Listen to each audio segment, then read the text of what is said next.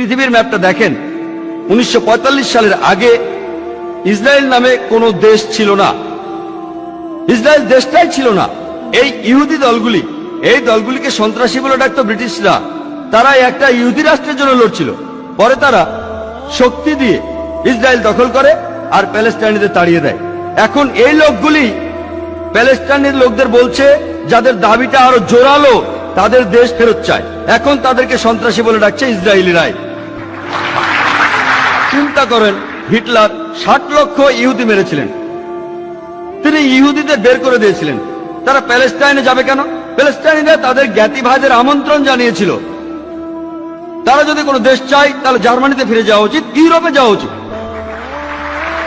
চিন্তা করেন, প্যালেস্টাইনিরা তাদের স্বাগতম জানিয়েছিল। ধরেন আপনার বাসায় একজন মেহমান আসলো, অচেনা সেই লোককে আপনি বাসায় থাকতে দিলেন, আর কিছুদিন পর সে আপনাকে বাসা থেকে বের করে দিল। আপনি দরজার সামনে বলতে থাকলেন, আমার ঘর ফেরত চাই, ফেরত দেন। লোকে আপনাকে বলবে সন্ত্রাসী।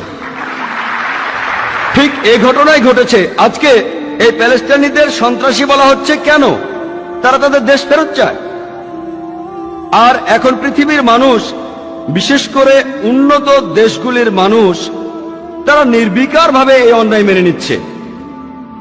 আমরা জানি যে জার্মানিতে ইতিহাস আমাদের বলে 1968 থেকে